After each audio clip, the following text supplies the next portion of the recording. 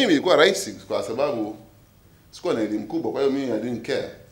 Kwa sababu kitu kingine ambacho changamoto kubwa nitakayokuwa nayo, ukiendelea kutaka ku maintain Mwakalebela status yako ile ya DC, itakuwa shida kidogo.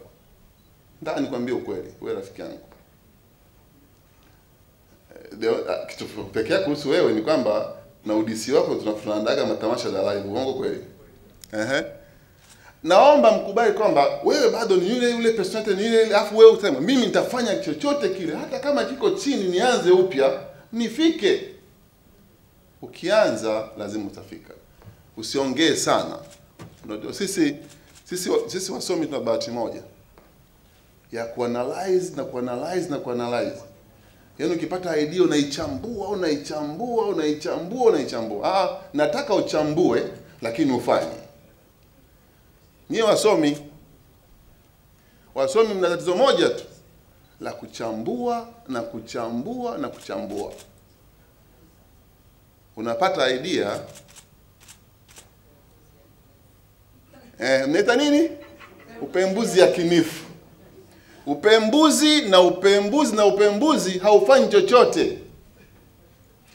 Unataka upembue kila kitu mezani mpaka faida uione. Umekaa. Ukiona faida ndio unakubali kuanza. Hawafanikiwi kwa upembuzi yakinifu mrefu usiokuwa na maana. Wanafanikiwa kwa kufanya. Kwa sababu kwenye upembuzi yakinifu utakubali kwamba nataka nifanye biashara ya samaki kutoka Mwanza, si ndio? Lakini mpembuzi atakwambia samaki zikaoza njiani. Ukiambia zikaoza tu, hiyo biashara unaiacha. Kwa sababu kuku wanaweza wakaugua, alafu utaki kufanya, unataka ufanye vitu ambavyo vimepembuliwa kiyakinifu na faida umeiona, utabaki hapo, utapiga hatua. Utabaki unapembua.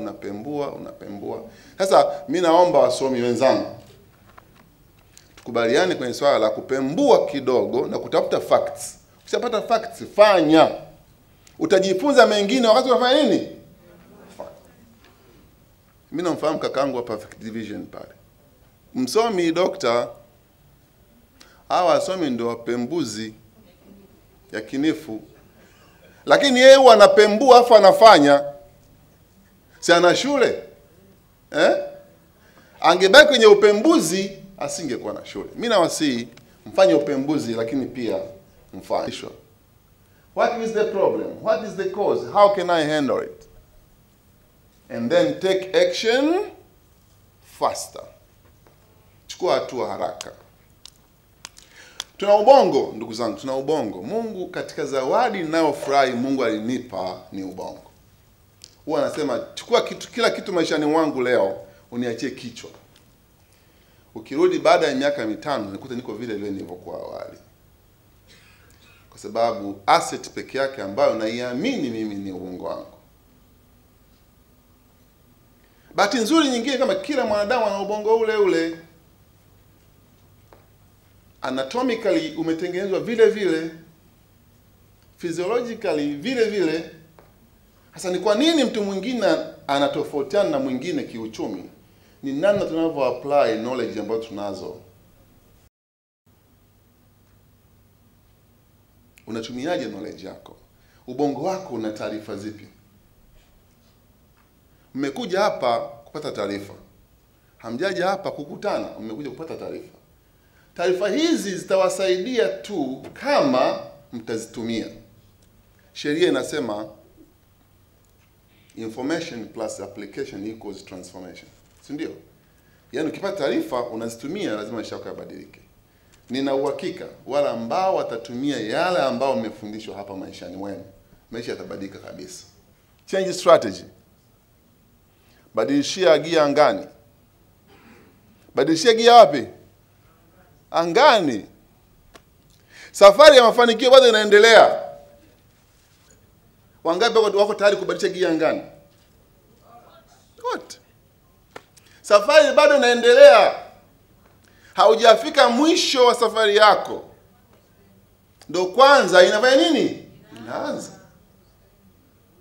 Badilisha gia wapi? Angani, alafu endelea kwenda mbele. Hatima yako haiko mdomoni mwa mtu. Mafanikio yako hayako kwenye kauli ya mtu. Kwamba amekuja mtu akasema, wewe Shigongo kuanzia sasa hivi utakuwa hivi. Alafu kesho asubuhi akasema utakuwa hivi. Hatima yako iko mkononi mwa mtu mmoja. Hatima yako iko mikononi mwako wewe mwenyewe. Kama kuna success mbele, isiwe eti imetokana na mtu. Kama kuna mafanikio, isiwe lazima yametokana na mtu. Lazima mafanikio haya yametokana na wewe mwenyewe. Kwa hiyo hapa ni kwamba imetokea jambo lolote mbele ya safari, badilisha gia afu endelea. Usisimame hapo hapo.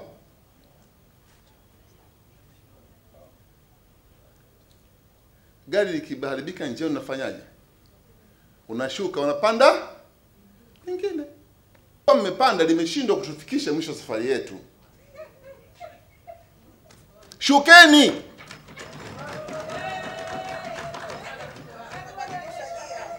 Shuka, panda basi jingine, badilisha nini?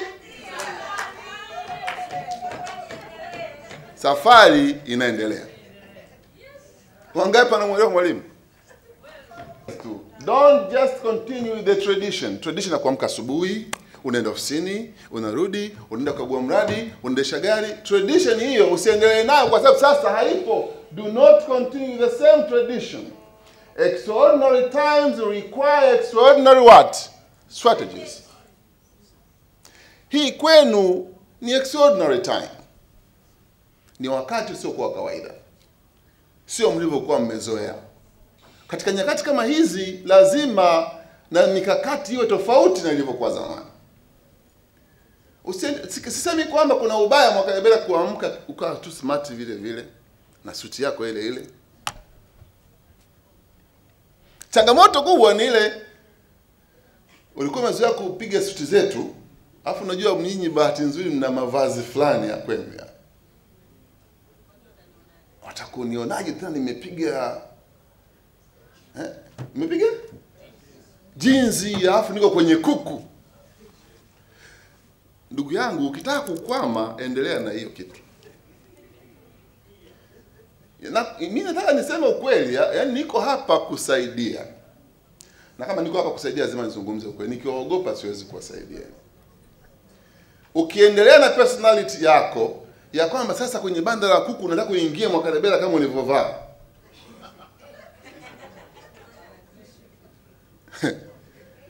Unataka kupeleka kuku kwenye hoteli moja inaitwa X, unataka uende na suti zako kama ulivyo. Lazima ukubali ane na hali, alafu ukubali kuenenda jinsi mambo yalivyo. Change gear, change strategy. Lakini safari ifanye nini? Iendelee. Na wahakikishieni mkibadilisha strategy, mkaendelea 100%, tuendelea kukutana vituo vya mafuta, tuendelea kukutana tunalipia watoto ada za shule, tuendelea na heshima zile zile, na pengine kwa utendaji wako huo na mafanikio yako hayo ukajikuta maisha yamekuwa bora kuliko ilivyokuwa mwanzo, na ukasema thank you God nilifail la 7, thank you God niliondolewa kwenye UDC, thank you ukaenda na bahasha yako kanisani kwenda kutoa sadaka ya nini? Shukrani.